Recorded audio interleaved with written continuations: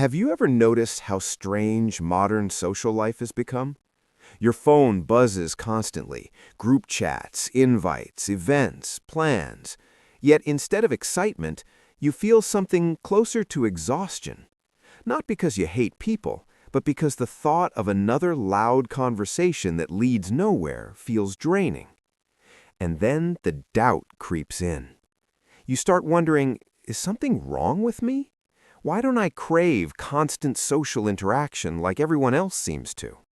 Why does a quiet evening alone feel more appealing than a packed brunch table full of small talk?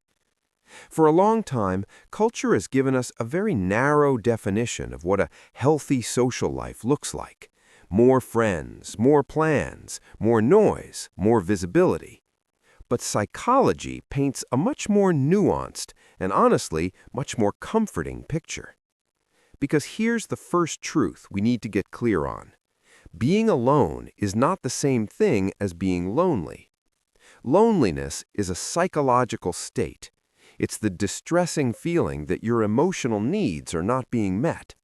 It's feeling unseen, unheard, or emotionally disconnected, even when other people are physically present. Solitude, on the other hand, can be a deliberate choice, and when chosen, it can be deeply nourishing. You can live a life with very few close relationships and feel content, grounded, and emotionally fulfilled. And you can live a life filled with constant social interaction and still feel empty inside. This distinction is so important because our culture constantly confuses the two.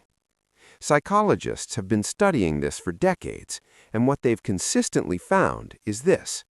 The quality of your connections matters far more than the quantity. Some researchers measure this using tools like the UCLA Loneliness Scale. Instead of asking, how many friends do you have, it asks questions like, do you feel understood? Do you feel emotionally supported? Do you feel isolated? What's fascinating is that people with similar-sized social networks often report completely opposite levels of loneliness.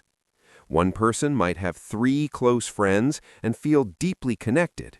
Another might have dozens of acquaintances and still feel profoundly alone. Because connection isn't about numbers, it's about meaning. Now, here's where things get psychologically interesting. People who prefer smaller social circles are often misunderstood. They're labeled as antisocial, introverted in a negative way, or emotionally guarded. But personality research shows something very different.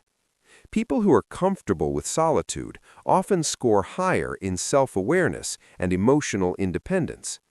They tend to have what psychologists call intrinsic motivation, meaning they do things because they find them meaningful, not because they're seeking approval or validation. They don't socialize to prove something. They don't connect just to avoid silence. They're selective, not avoidant. And this selectivity isn't a flaw. It's a reflection of an inner life that's already rich. Many people spend their lives trying to escape themselves, filling every quiet moment with noise, screens, or conversation. But people who are comfortable being alone have learned something powerful. They can sit with their own thoughts without panic. Psychologists refer to this as emotional self-regulation, the ability to manage your internal emotional world without constantly relying on external distractions or other people to do it for you. This doesn't mean these individuals never feel lonely. It means they don't confuse temporary aloneness with emotional abandonment. And here's the part that often surprises people. Research suggests that individuals who are comfortable with solitude often develop deeper and more authentic relationships over time. Why? Because when they choose to connect, it's not coming from desperation. It's not about filling a void. It's about genuine interest and alignment. They invest their limited social energy into people that matter, people who respect boundaries, people who allow them to be fully themselves without performance. This is why the phrase quality over quantity isn't just a motivational quote. It's a psychological strategy for mental health. Large-scale studies on aging involving tens of thousands of participants have identified something fascinating.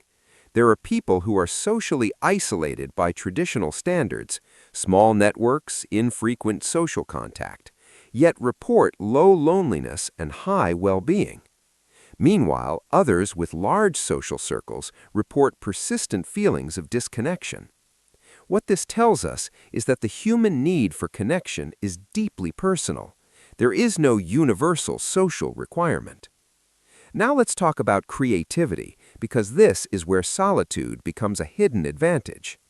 When you're constantly engaged in social environments, your brain is busy, reading facial expressions, managing impressions, following unspoken social rules, adjusting to group dynamics.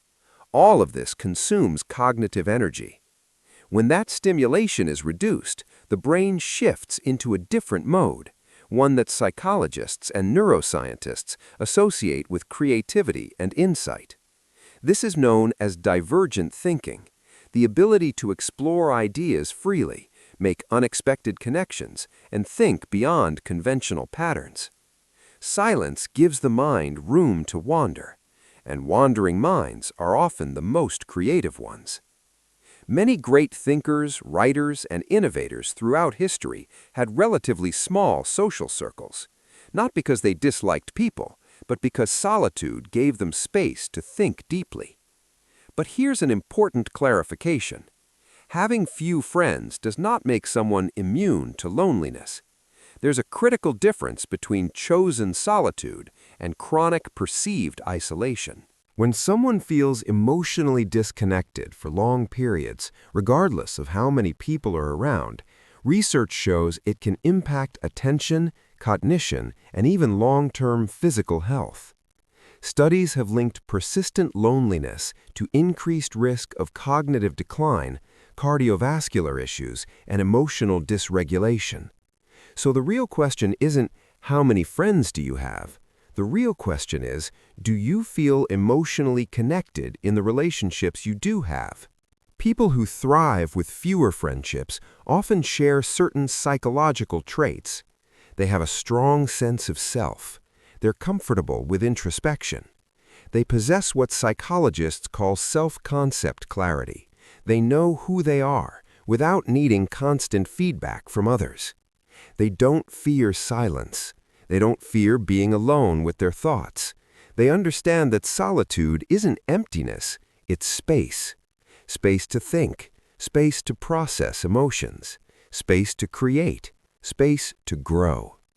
This doesn't mean they never want connection. It means they want real connection. And this is where society often gets it wrong. We assume everyone needs the same social lifestyle, the same level of interaction, the same crowded calendars. But psychology tells us that people have different social nutritional needs. Some people feel energized by frequent interaction and large groups. Others feel energized by depth, quiet, and reflection. Neither is better, neither is healthier by default. What matters is alignment. Does your life reflect what you actually need, or are you forcing yourself into a social mold that leaves you drained and disconnected from yourself? Because when we strip away cultural expectations, the psychology of people with few friends isn't about isolation at all. It's about honoring where you fall on the spectrum of human connection. The person with 2 close friends and a rich inner world isn't failing. The person with 50 acquaintances but no emotional safety net isn't necessarily succeeding. We're all trying to find the balance between connection and solitude that allows us to be most fully ourselves. And sometimes choosing the quiet isn't avoidance, it's clarity. If this resonated with you, subscribe for more deep dives into psychology and human behavior.